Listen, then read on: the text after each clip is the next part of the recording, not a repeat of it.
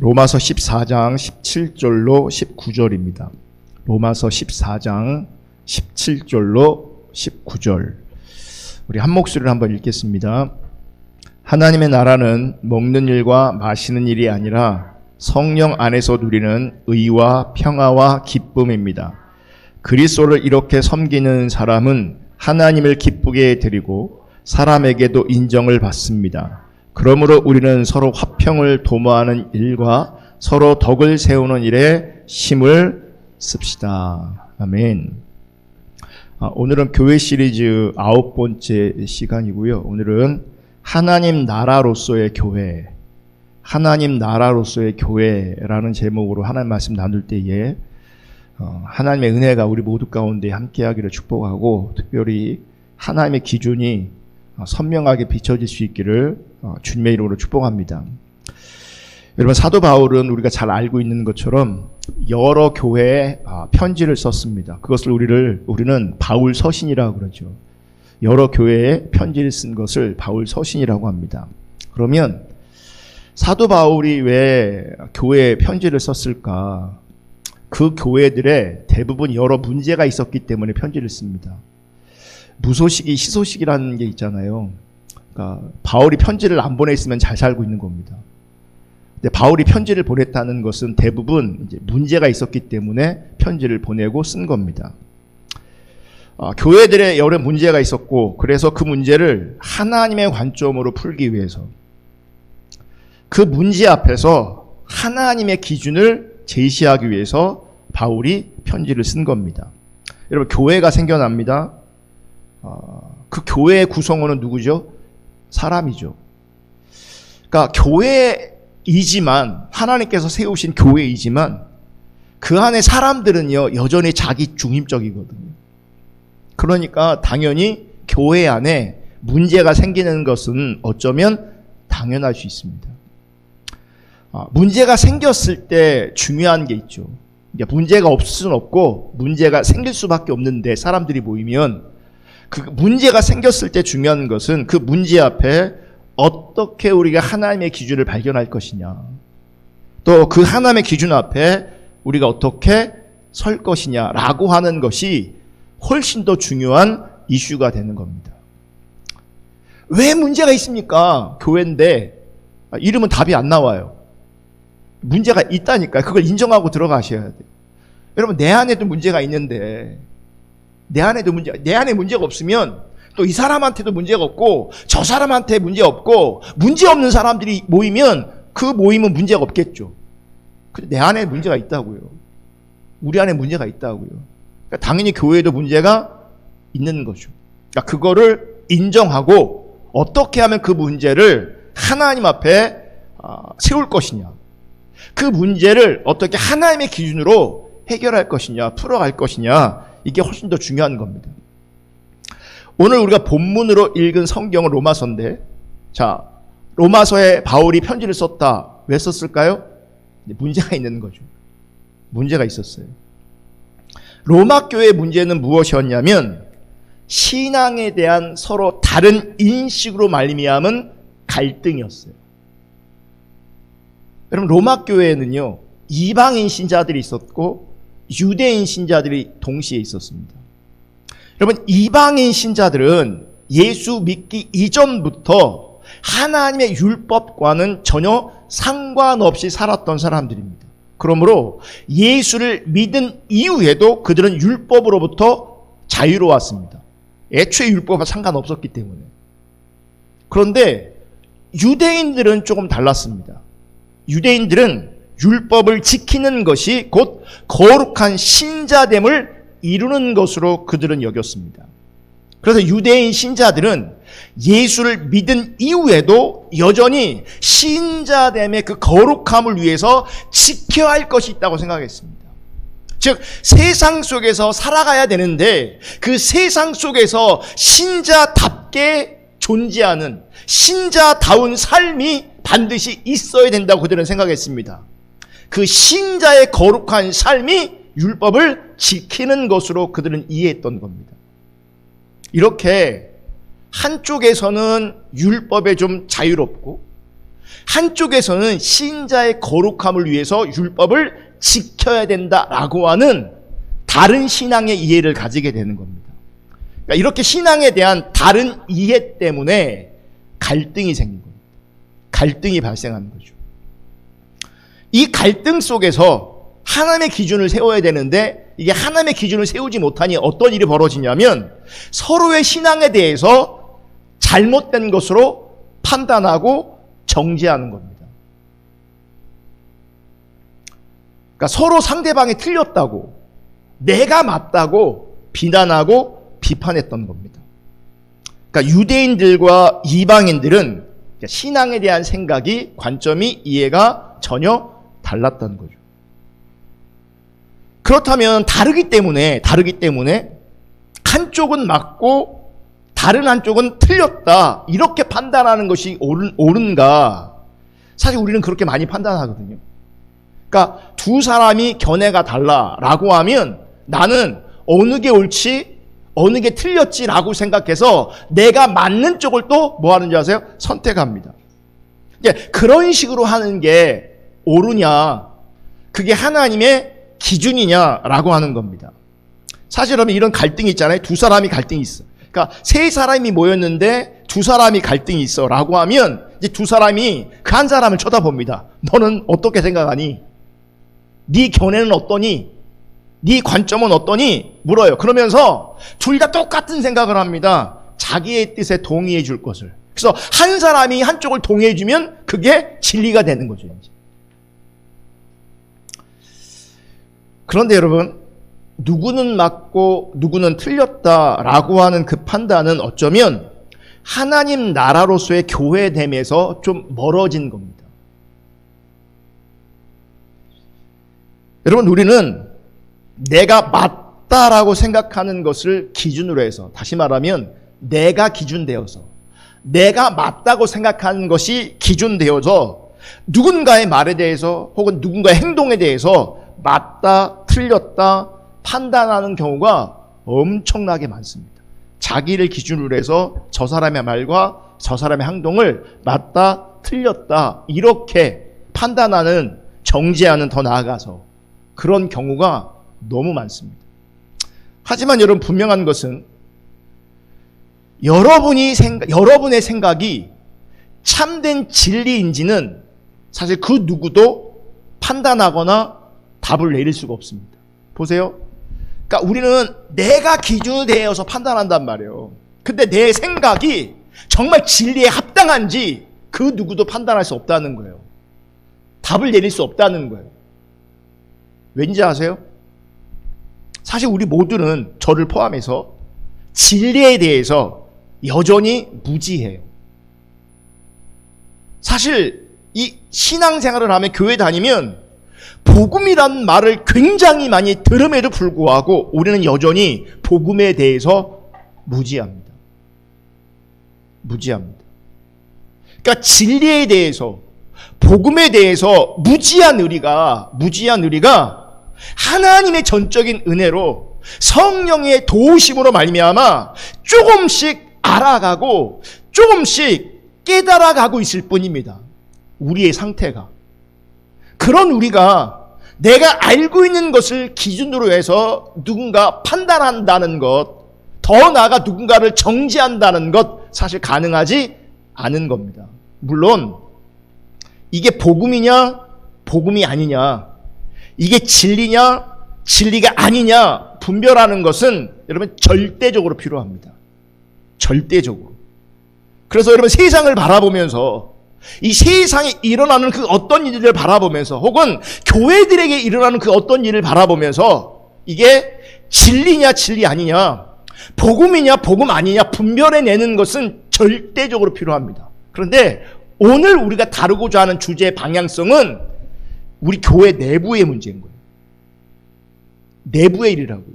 그러니까 내부의 일조차도 이게 복음이냐 복음이 아니냐, 진리냐 진리가 아니냐 분별하는 것은 너무너무 필요하지만 어디까지나 분별이지 판단은 아니라는 겁니다. 자, 그럼 누가 분별할 수 있는가? 누가 판단할 수 있느냐?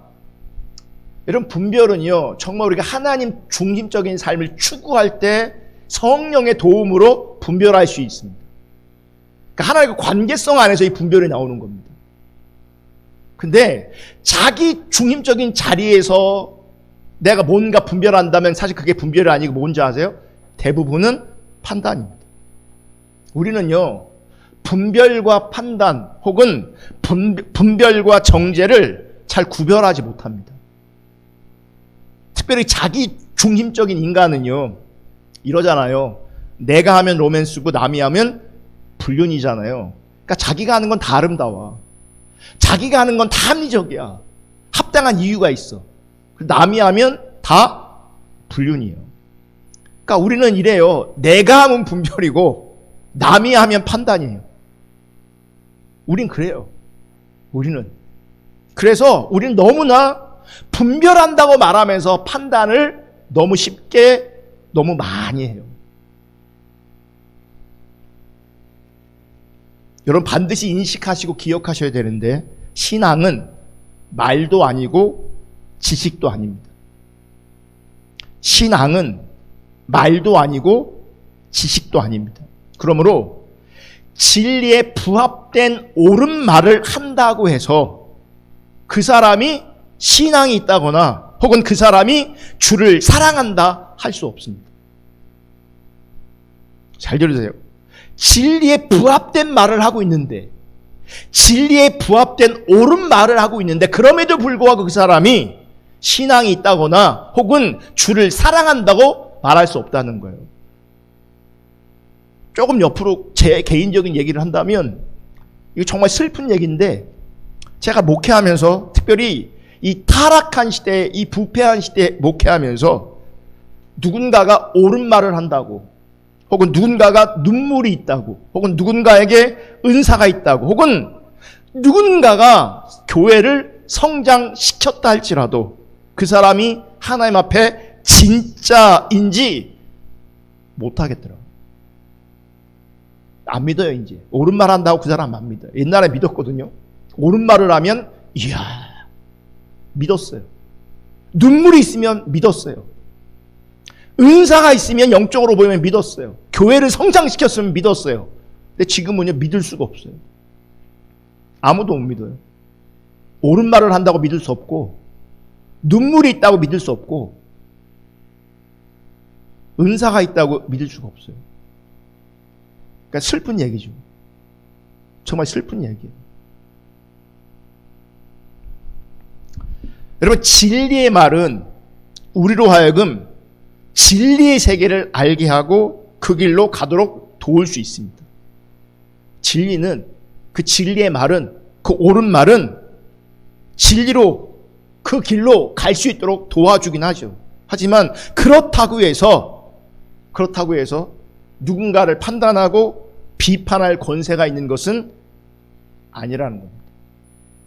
여러분, 반드시 인식하시고 기억하시기를 부탁드리고 축복하는데, 진리는요, 우리를 옳은 사람 만드는 게 아닙니다. 이상하죠? 진리는 나로 하여금 옳은 사람 되게 해야 될 것 같은데, 진리는 나를 옳은 사람으로 인정하지 않아요. 옳은 사람으로 만들지 않아요. 여러분, 우리가 오해하는 것 혹은 착각하는 것이 있는데, 내가 진리를 들으면 내가 옳은 사람인 줄 알아요. 내가 진리를 듣고 있으면 내가 성숙한 사람인 줄 알아요. 내가 진리를 듣고 있으면 내가 괜찮은 사람인 줄 알아요. 왜 이런 현상이 나오는 줄 아십니까? 여러분, 진리를 듣고 있다는 것은 참으로 감사한 일입니다. 여러분, 우리 시대의 불행 중 하나가 뭐냐면 진리를 듣지 못하는 데 있습니다. 진리가 강단에 선포되지 않는다는 데 있어요. 그게 정말 불행이에요. 그래서 진리를 들을 수 있다면, 진리를 듣고 있다는 것은 엄청난 축복입니다. 그리고 감사할 일입니다. 하지만 문제는 그 진리를 듣고 있음이 자기 의가 되는 거예요. 그 지식이 자기 의가 된다고요. 그러니까 진리를 듣고 있는 것 자체로 자기가 변한 줄 알아요. 자기가 변한 줄 안다고요. 진리를 듣는 것 자체로 자기가 하나님 따라가는 줄 알아요. 여러분, 기억하세요? 진리를 듣는 건 참 감사한 일인데, 진리를 듣는 것 자체가 내가 변한 게 아니에요. 진리를 듣고 내가 감상적으로, 감정적으로 거기에 동의해도 내가 변한 게 아니에요. 그 진리를 듣고 뭐 눈물이 나오고 통곡이 나와도 내가 변한 게 아니에요. 진리는요, 내가 따라가야 변하는 거예요. 근데 우리는 엄청난 착각이 있어요. 진리를 듣는 것이 곧 신앙으로, 진리를 듣고 있는 것이 변한 것으로, 진리를 듣고 있는 것이 주님을 따라가는 것으로 착각하고 있어요. 그게 신앙생활이라고. 그래서 어떤 사람들은요, 정말 많이 듣는 사람이 있어요. 하루 종일 들어요, 설교를. 그러니까 진리의 말씀을 하루 종일 듣는 것은 뭐 나쁜 거 아니니까, 죄 짓는 거 아니니까 좋을 수는 있지만 그것 자체가 신앙생활이 아니라고요. 근데 그런 사람들은요, 하루 종일 들으니 지식이 쌓이잖아요. 그 지식을 가지고 자기를 평가한단 말이에요. 많이 알고 있는 것 때문에. 그러니까 자기는 신앙이 있다고 착각한다고요. 오해한다고요. 어떤 사람은 하루 종일 기도해. 어떤 사람은 하루 종일 찬양 앞에 있어. 찬양 부르고 듣고 있어. 그게 죄 짓는 건 아니지만요, 신앙을 착각하고 신앙을 오해할 수 있어요. 그런 시간들이 필요하죠. 잘 들어야 되죠. 기도해야 되죠. 찬양하고 찬양 들어야 되죠. 실제는요, 주님과 관계성 안에서 주님을 따라가야 돼요. 주님을 따라가야 된다고요. 그러니까 일상이 무너지면서 말씀을 듣고 있다, 일상이 무너지게 기도하고 있다, 그건 잘못된 겁니다. 그건 잘못된 겁니다. 근데 늘 듣고 있는 그 사람은 자기가 여기가 충만하거든요. 여기가 자기가 뜨겁거든요. 그 충만한 것, 그 뜨거움이 신앙생활이라고 생각하고 성숙함이라고 생각하는 거예요. 하나님과 함께 일상을 건강하게 살아내는 것, 그게 참된 신앙입니다. 재미없죠, 사실은. 여러분, 일상을 살아내는 건 재미있는 게 아니에요. 일상을 살아내는 건 흥분시키는 일이 아니에요. 근데 우리는 흥분되길 원해요. 늘 여기가 뜨겁길 원해요. 늘 감동받길 원해요. 그게 신앙인 줄 알고, 그게 은혜 받는 것인 줄 알고. 하나님 관계성 안에서, 그 관계성 안에서 일상을 하나님의 관점으로 건강하게 살아내는 것, 그게 신앙이라고요. 그게 참된 신앙이라고요. 근데 그 참된 일상을 무너뜨리게 만드는 기도라면, 그 일상을 무너뜨리게 만드는 말씀 들음이라면, 진리 들음이라면, 그거는요, 참된 신앙이 아니에요. 여러분 주변에 하루 종일 설교 듣는 인간이 있다면 그건 인간이요. 하루 종일 선교만 듣고 있는 인간이 있다면 여러분 그 사람을 경계하시길 축복합니다. 하루 종일 기도만 하고 있다, 그 경계하셔야 돼요. 정상이 아니에요, 그거. 그러니까 그런 사람의 주변에 있는 대부분은요, 시험 들어 있습니다. 밥 해줘야 되는데 밥도 안 해주고 설교만 듣고 있고, 밥 해줘야 되는데, 아이들 돌봐야 되는데 맨날 교회 와서 살고 있고, 그 남편은, 그 애들은요, 점점점 교회와 점점점 신앙과 점점점 예수님과 멀어집니다. 점점.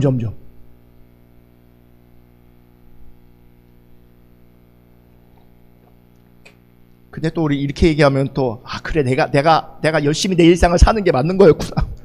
하나님도 안 찾고, 듣지도 않고, 기도도 안 하고. 그래서 여러분, 질서와 균형이 굉장히 중요한 거라고. 그 질서가 깨지면, 그 균형이 깨지면요, 신앙도 삶도 다 무너지는 겁니다. 삶이 무너진 영적인 거, 그건 영적인 게 아니에요. 영적인 게 없는 삶, 그것도 온전한 삶이 아닌 거죠. 여러분, 반드시 인식하시고 기억하시기를 축복하는데, 진리는 우리를 옳은 사람으로 만드는 게 아닙니다. 오히려 진리는 옳은 구석이 하나도 없는 사람으로 나를 드러냅니다. 그게 진리입니다. 그게. 그러니까 우리는 착각하는 게, 좀 전에 말한 게, 진리를 듣는 것 가지고 자기가 옳은 사람이 되고, 옳은 사람이 되니 그게 자기 의가 되고, 그게 자기 의가 되니까요, 주변을 다 판단하는 겁니다. 정죄하는 겁니다. 나는 깨달았는데 왜 넌 못 깨닫니? 나는 하고 있는데 너는 왜 안 하고 있니? 나는 이렇게 하는데 왜 너는 그렇게 하고 있니? 이게 다 판단입니다. 말은 분별이라고 말하지만 그게 다 판단이고 그게 다 정죄입니다.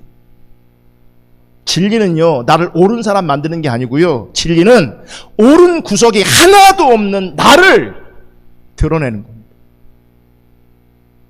그래서 진리는 옳지 않은 나를 인식하게 만듭니다. 진리는 옳지 않은 나를 인식하게 하셔서 그래서 오로지 주님만 바라보게 하는 겁니다. 이것이 진리가 안고 있는 본질입니다. 그러니까 여러분, 우리끼리 좋은 사람 되는 건 의미 하나도 없어요. 우리끼리 좋은 사람 되는 거 하나도 없어요. 제가 여러분들 보면 다 좋은 사람이에요. 나쁜 사람 하나도 없어요. 근데 그게 의미가 없다니까요. 내가 여러분을 아무리 착한 사람이라고, 제가 여러분을 아무리 좋은 사람이라고 인정해줘도 그게 무슨 의미가 있냐고요.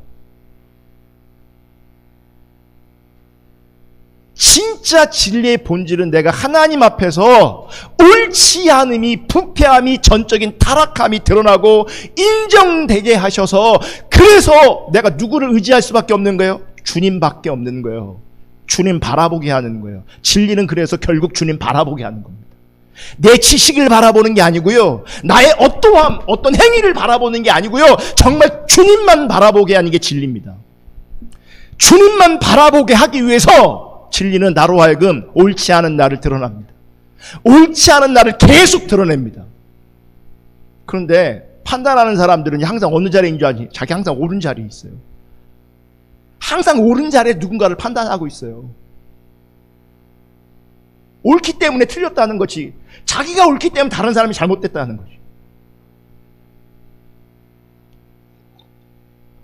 따라서 여러분, 진리의 본질을 깨닫고 그 진리의 본질의 세계에 속한 자는 진리를 말하면서 옳고 그름이라는 판단으로 형제를 대하지 않습니다.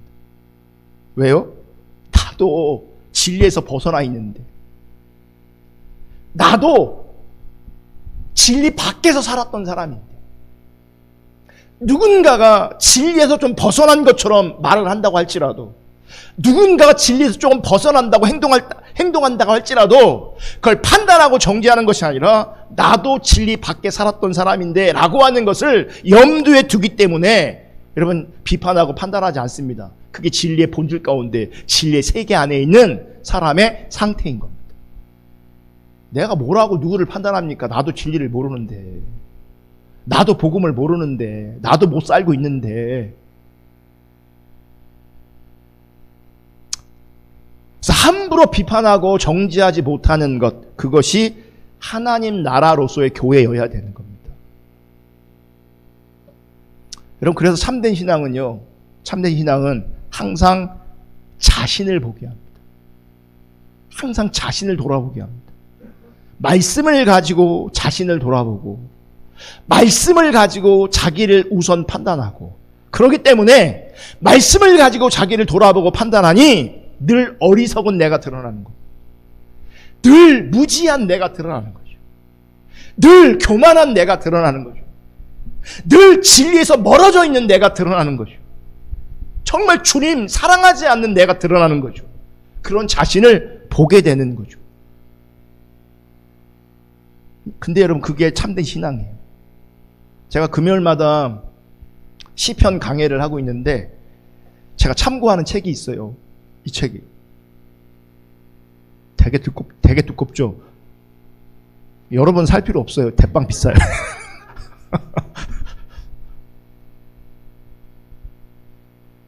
이 책에 어떤 표현이 나오냐면,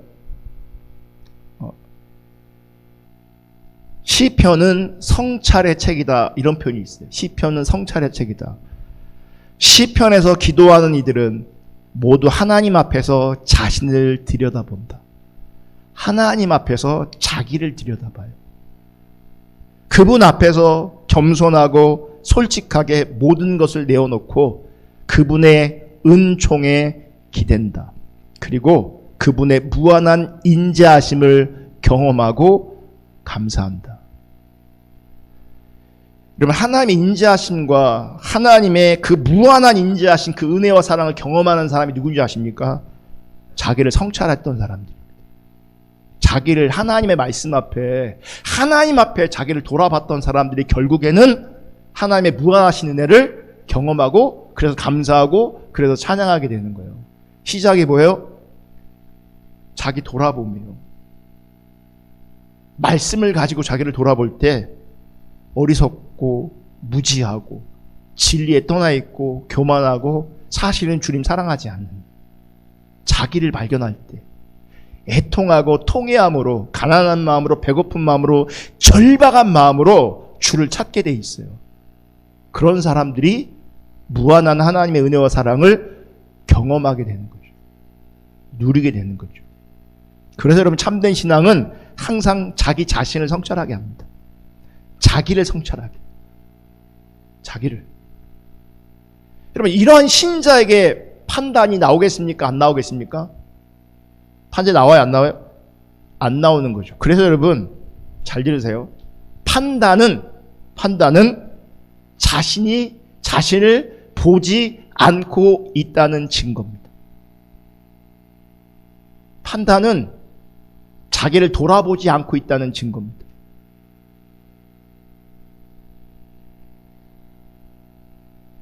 그럼 사도 바울은 이 로마 교회의 갈등을 어떻게 풀어갈까?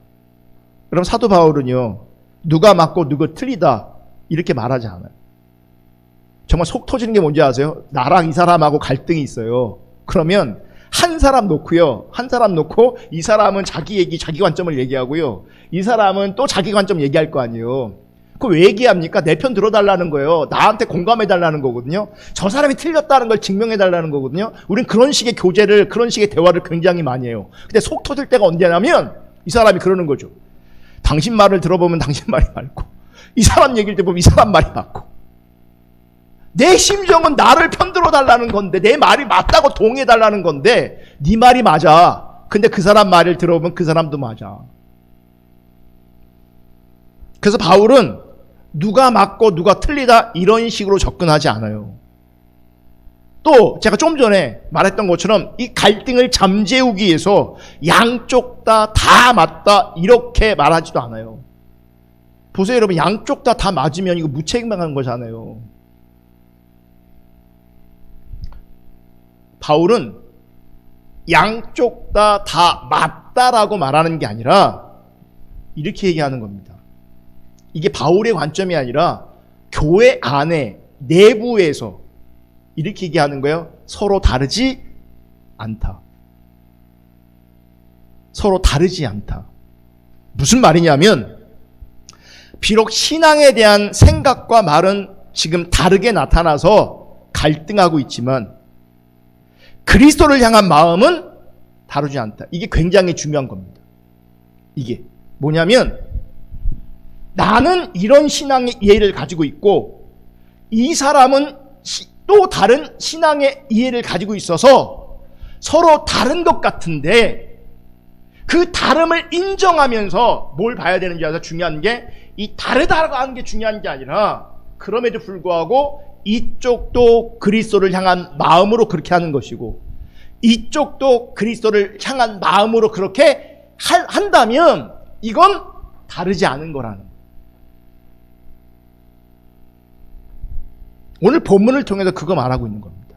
좀 더 들어가 볼게요. 자, 오늘 본문 로마서 14장 17절을 읽어볼게요. 읽습니다. 시작. 하나님 나라는 먹는 일과 마시는 일이 아니라 성령 안에서 누리는 의와 평화와 기쁨입니다. 지금 사도 바울이 뭐 말하고 있냐면, 하나님 나라를 말하면서 하나님 나라는 먹는 일 그리고 마시는 일이 아니다. 왜 이런 표현을 했을까요? 그러니까 누구는 먹고 누구는 안 먹기 때문에 그래요. 누구는 마시고 누구는 안 마시기 때문에 그래요. 먹는 일 때문에 갈등이 있고 마시는 일 때문에 갈등이 있기 때문에 그러는 거예요. 근데 바울이 그러는 거죠. 하나님 나라는 먹는 일이 아니다. 하나님 나라는 마시는 일이 아니다. 그리고 하나님 나라는 나를 지키는 것으로 세워지고 드러나는 것도 아니다. 이런 말하는 겁니다. 그리고 하나님 나라는 성령으로 말미암아 성령 안에서 의와 평화와 기쁨으로 드러난다는 겁니다. 즉 하나님 나라의 본질은요, 먹고 마시는 문제가 아니라는 거죠. 의와 평화와 기쁨이라는 겁니다. 그런데 교회가 먹고 마시는 문제로 누가 옳으냐를 따지면서 다투고 서로 판단하고 정죄하는 것은 하나님 나라의 본질에서 멀어져 있는 것을 드러낼 뿐이라는 거예요. 먹고 마시는 것으로 싸우면, 그걸로 갈등하면.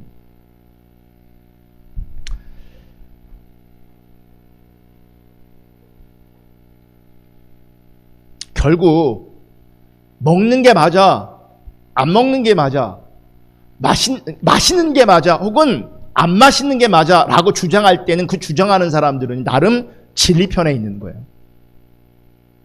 진리편에. 그 진리를 가지고 뭐 하는 겁니까? 네가 틀렸어 라고 말하는 거잖아요.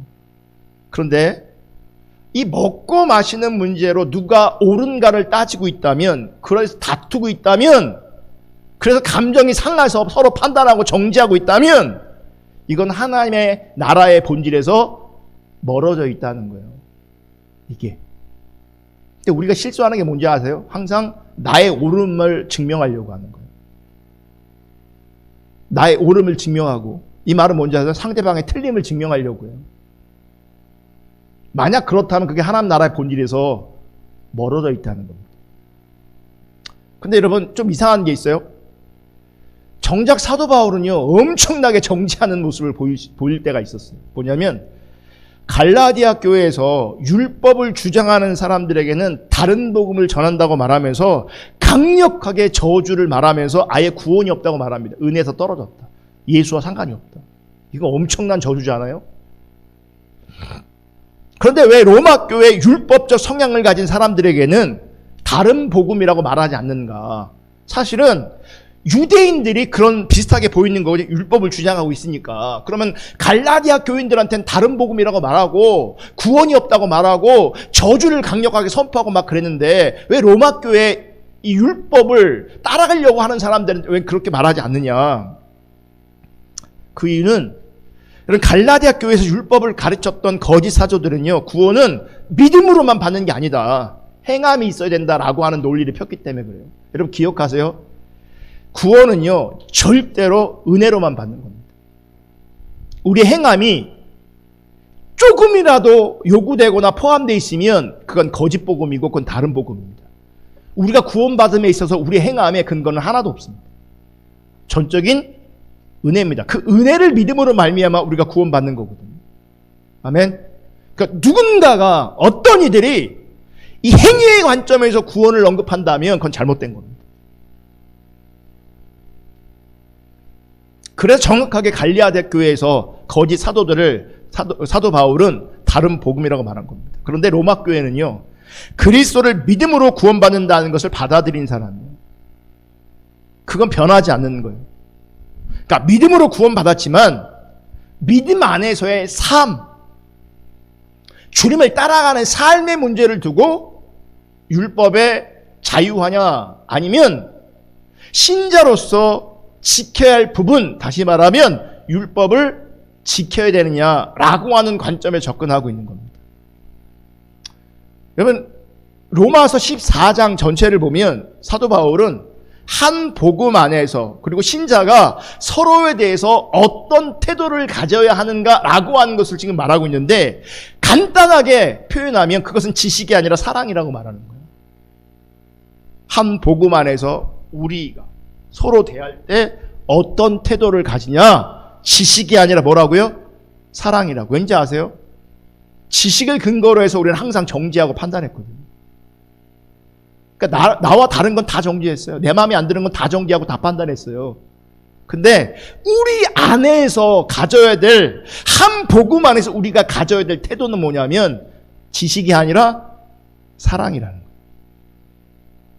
그러니까 나와 다른 형제를 판단하고 비판하기보다는 사랑하라는 거죠. 그리고 그것이 하나님 나라라는 겁니다. 그게. 그래서 여러분, 하나님 나라는요, 비판이나 판단을 통해서 같은 지식을 공유할 수 있는 사람들이 모여서 결성된 나라가 절대 아닙니다. 그러면 편하죠. 판단하고 정지하고 이렇게 하다 보면 이렇게 나뉘잖아요. 나랑 맞는 사람, 같은 생각을 할 수 있는 사람. 같은 지식을 공유할 수 있는 사람 나뉘거든요. 그러면 그 나뉘은 사람끼리 있으면, 같은 생각을 하는 사람, 같은 지식을 가지고 있는 사람들끼리 모이면 그나마 여기가 어떤 모습을 가지고 있어요? 천국의 모습을 가질 수 있어요. 문제가 안 나니까. 같은 생각이니까, 같은 지식이니까. 근데 그게 하나님 나라가 아니라고요. 하나님 나라는요, 다양한 사람들이 모여서, 다른 사람이 모여서 서로 뭐 하는 거예요? 사랑하는 것, 그게 하나님 나라예요. 교회는 그래야 된다는 거예요.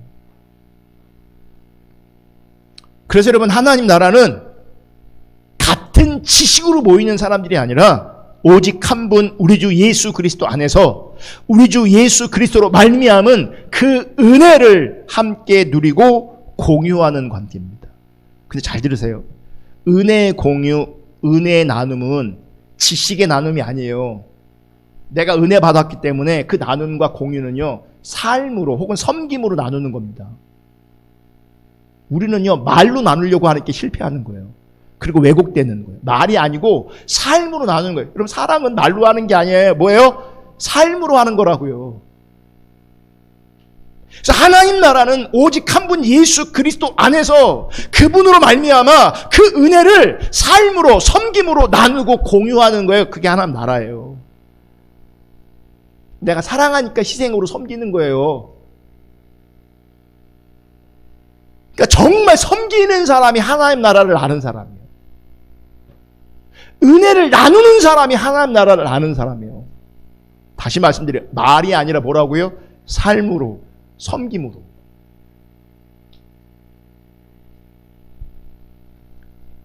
이 사랑의 관계 안에서는 주님의 은혜를 나누는, 주님의 은혜를 공유하는 이 관계 안에서는 성경에 대한 지식이 서로 다른 것 때문에 구별되거나 판단하거나 정지하거나 그렇지 않습니다. 다름을 그냥 인정합니다. 지식은 다를 수 있다는 걸 인정하는 거죠. 지식은 다를 수 있지만 우리가 확인해야 될 것이 있어요. 주를 향한 마음이 같다면. 주를 향한 마음이 같다면 함께 예수님의 십자가의 은혜를 감사하고 우리 주 예수 그리스도의 피가 나를 구원하는 유일한 의가됨을 고백한다면 그것으로 우리는 형제 자매에 대한 관계가 되어지고 우린 지체를 이루어가는 겁니다. 아멘. 지식은 다를 수 있지만 뭐가 중요하다고요? 주를 향한 마음이 중요하다. 로마서 14장 5절부터 6절을 보면 이렇게 말씀하고 있어요. 다 같이 볼게요. 로마서 14장 5절부터 6절. 또 어떤 사람은 이 날이 전날보다 더 중요하다고 생각하고 또 어떤 사람은 모든 날이 다 같다고 생각합니다. 각각 자기 마음에 확신을 가져야 합니다. 자, 여기 어떤 사람이 존재합니까? 어떤 사람은 여러 날 중에 어떤 정한 날이 너무너무 중요하다. 또 어떤 사람은 모든 날이 다 중요하다. 이렇게 다른 거예요. 각각 자기 마음에 확신을 가져야 합니다. 6절. 어떤 날을 더 존중히 여기는 사람도 주님을 위하여 그렇게 하는 것이요. 먹는 사람도 주님을 위하여 먹으며 먹을 때 하나님께 감사를 드립니다. 그리고 먹지 않는 사람도 주님을 위하여 먹지 않으며 또한 하나님께 감사를 드립니다. 중요한 건 뭔지 아세요? 주를 향한 마음이에요. 나는 주님 때문에 먹을 수 있고 어떤 사람은 주님 때문에 안 먹을 수 있는 거예요. 어떤 사람은 주님 때문에 나를 중요하게 지킬 수도 있고 어떤 사람은 모든 날을 하나님 앞에 사는 게 더 중요하다고 말하는 사람이 있을 수도 있는 거예요.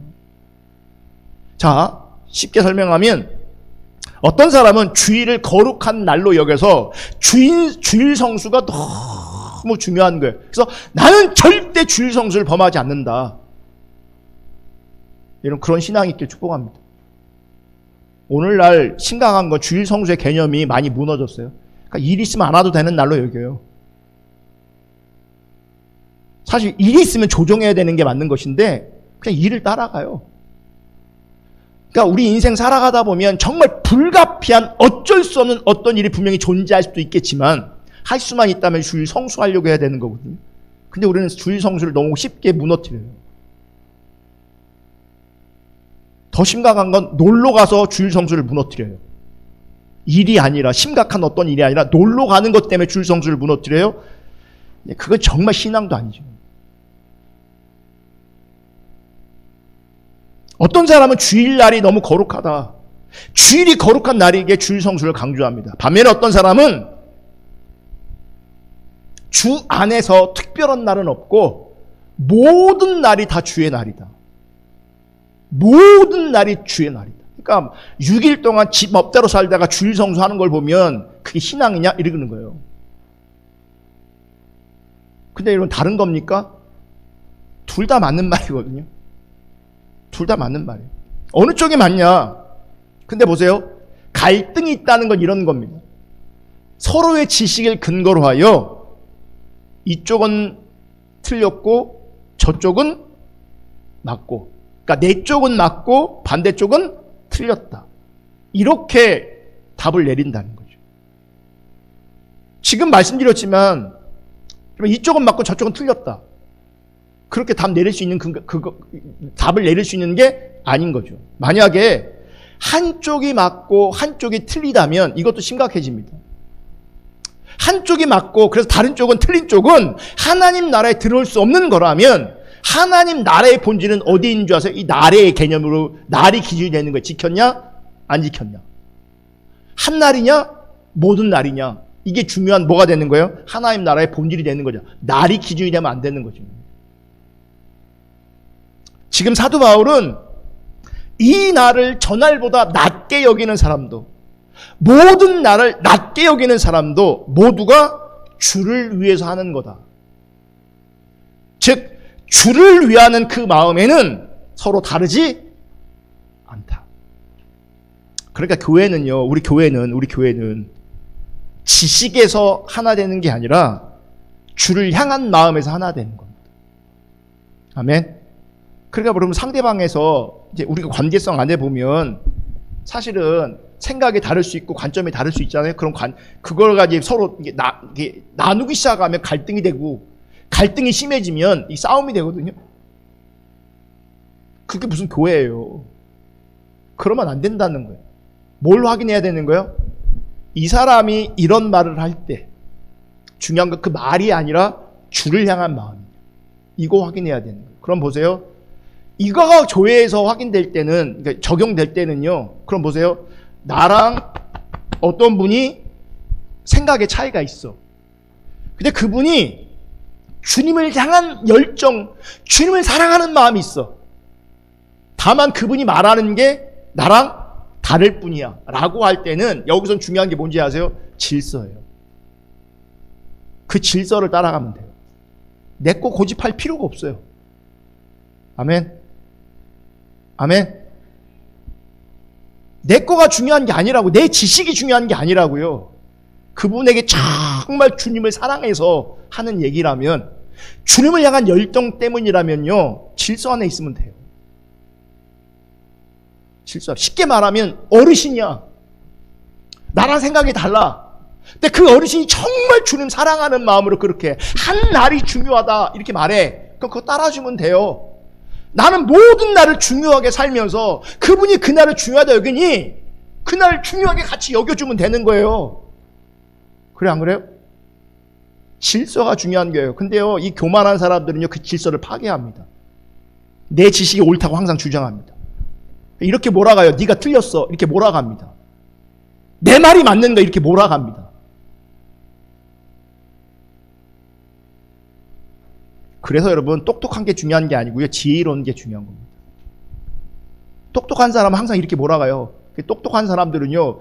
말 그대로 똑똑하거든요. 그러니까 말에 빈틈이 없어요. 들으면 넋이 나가. 다 맞는 것 같아. 지혜는 그렇게 작동되지 않습니다.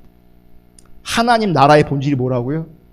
지식은 다르지만 주를 향한 마음으로 그 은혜로 그 십자가로 하나 되는 겁니다. 그게 하나님 나라로서의 교회인 겁니다. 그러니까 우리가 뭘 확인해야 되는 거예요? 그러니까 이거 이제 또 우리는 또 이제 타락한 본성이 이것도 왜곡시키는데, 그러니까 내 여기를 보라고, 주를 사랑하는 내 마음을 보라고 그러거든. 그건 지가 얘기할 게 아니에요. 죄송하지만.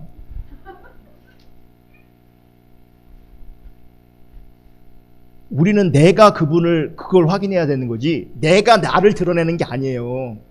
그러니까 나를 그렇게 드러나는 거는 또 판단하는 거예요. 또 나는 주를 위해 그렇게 하는 거라고, 내 말을 들으라고.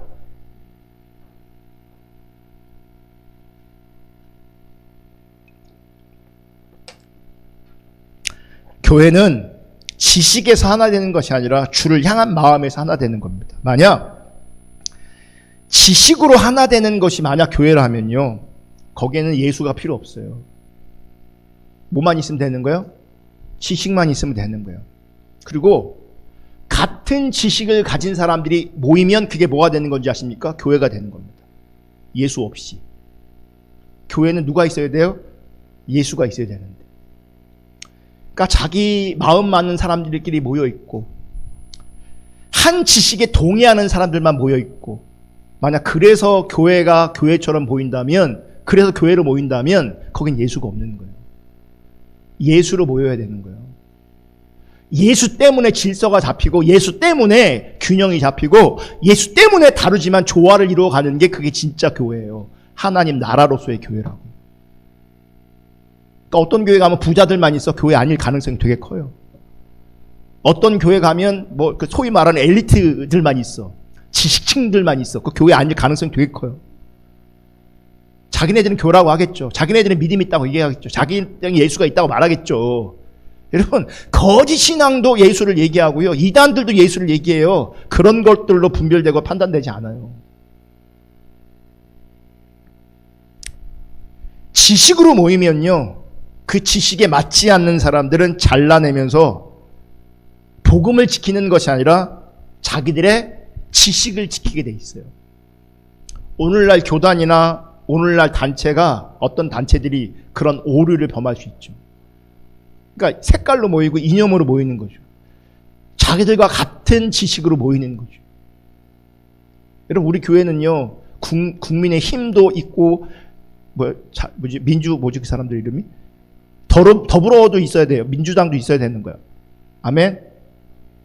아멘들 안 하지. 같이 공존하되 다름을 인정하며 예수 때문에 서로 사랑하는 거예요. 그래서 여러분, 믿음은 하나이지만 지식은 다를 수 있습니다. 신앙은 하나이지만 신학도 다를 수 있습니다. 근데 보세요. 한쪽은, 더 정확하게 말하면 자기 쪽은 진리에 더 부합돼 보이고, 다른 쪽은 진리에서 좀 벗어난 것처럼 보이기도 합니다. 만약 그렇게 보일지라도 사실 유대인들 입장에서는 율법이 없는, 율법을 지키지 않는 이 이방인 신자들이 진리에서 벗어난 것처럼 보이지 않겠습니까? 그러니까 항상 우린 그래요. 나는 옳은데 좀 부족한 것처럼 보이고, 나는 진리처럼 보이는데 진리처럼 안 보일 수 있다, 부족한 것처럼 보일 수 있다고요. 하지만 그 지식이 내가 볼 때 진리에서 조금 벗어난 것처럼 보인다고 할지라도 그 마음이 예수님에게서 벗어난 것이 아니라면, 그러니까 내가 볼 때 좀 부족해도 그 마음이 예수님에게서 벗어났다고 할 수는 없는 겁니다. 여러분, 제가 말에 실수가 있고 그래도 내가 예수를 향한 내 마음이 떠나거나 벗어난 건 아닐 수 있잖아요. 아니잖아요. 여러분도 마찬가지예요. 어떤 분은 정말 주님 사랑하는데 그래도 그분도 실수할 수 있어요. 그렇다고 예수님에게서 그분이 벗어난 건 아니라고요. 그래서 교회는 같은 말, 같은 생각, 같은 지식을 가진 사람들끼리 모인 것이 아니라 십자가에서 죽으신 우리 주 예수 그리스도를 향한 같은 마음을 가지고 모이는 겁니다. 그리고 이것이 하나님 나라는 겁니다. 예수로 모이는 겁니다. 십자가로 모이는 겁니다. 그 은혜로 모이는 겁니다. 오늘날 여러분, 교회는 의견이 너무나 쉽게 대립되고요, 의견 대립이 있으면 쉽게 갈등하고요, 다툼으로 이어지고 더 나아가 분란으로 이어집니다. 이게 하나님 나라가 아니라는 겁니다. 사실요, 이게 되게 한편이 쉬워요. 그냥 생각이 달아? 그냥 나를 내리면 쉬워지거든요. 아니, 저분이 비진리를 말한다면, 정말 자기 주인적인 어떤 것들을 얘기한다면 그건 저항해야죠. 그거는. 근데 교회는 그런 모임이 아니잖아요. 우리가 하나님 나라를 이루려고 모인 거잖아요. 내 생각을 관철시키려고 모인 게 아니잖아요. 주님의 뜻을 이루고 주님 따라가려고 모인 거잖아요. 아멘. 아멘. 그러니까 주님 때문에 모인다면 그 은혜가 어떻게 작동되는지, 사랑이 어떻게 작동돼야 되는지를 보시면 된다고요. 그러니까 쉽게 갈등한다, 쉽게 다툰다, 분란을 일으킨다, 그러니까 하나님 나라가 아니고 신앙도 아니기 때문에 그런 거예요. 이게 하나님 나라의 본질을 모르는 거예요. 그래서 여러분, 우리 삶의 자리에서 그러니까 어떤 대상에 대해서 자꾸 불편한 얘기를 한다. 어쩌면 하나님 나라를 잘 모르는 거예요. 하나님 나라 자꾸 모르는 거예요.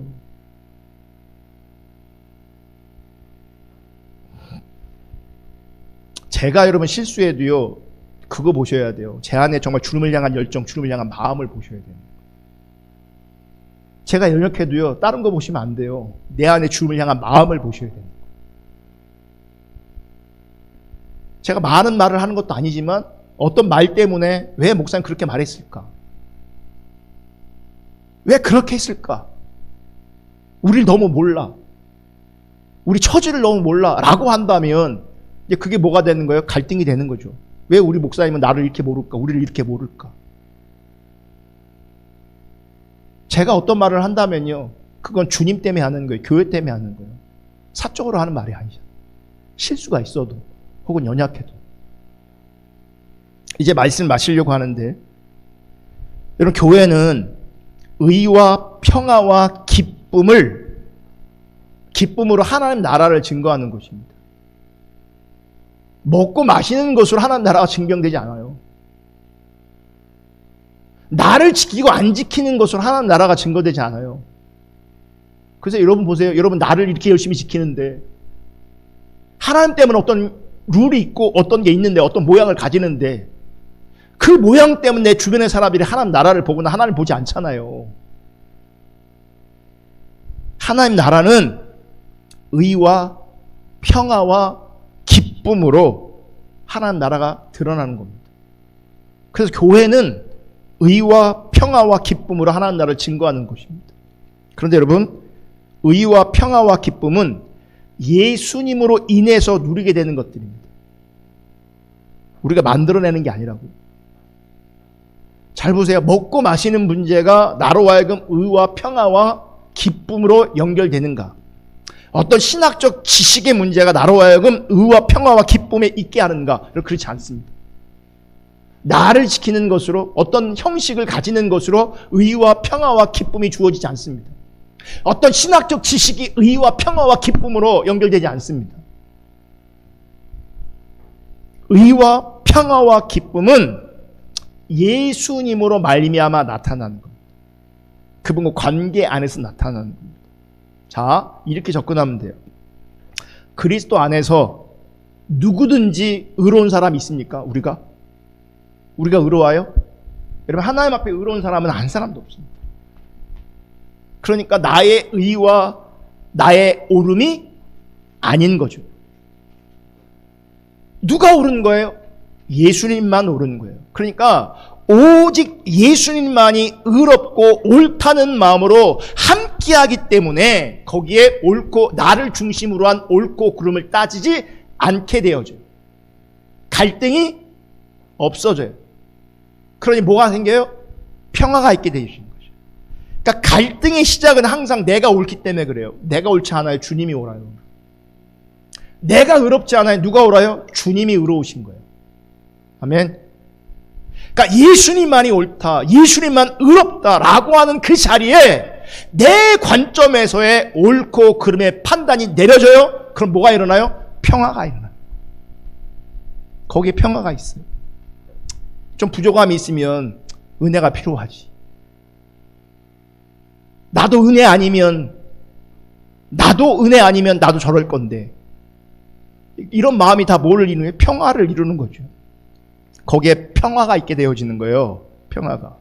그리고 이러한 평화의 관계 안에서 서로가 우리 주 예수 그리스도로 말미암아 기쁨을 나누게 됩니다.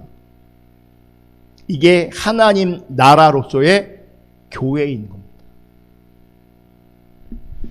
마지막으로 부탁드리는데, 여러분의 지식만을 세우려고 하지 마시기를 축복합니다.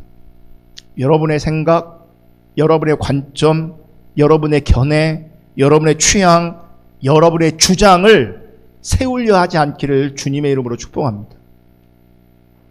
오로지 우리 주 예수 그리스도의 은혜를 함께 나누는 데 힘쓰시기를 주님의 이름으로 부탁하고 축복합니다. 주님의 은혜가 나누어지는 것, 주님의 은혜가 삶으로 섬김으로 나누어지는 곳, 그게 하나님 나라로서의 교회인 겁니다. 나를 주장하는 게 하나님 나라가 아니에요. 나는 없어져야 돼요. 나는 자꾸 없어져야 돼요. 주님만 높임을 받으셔야 돼요.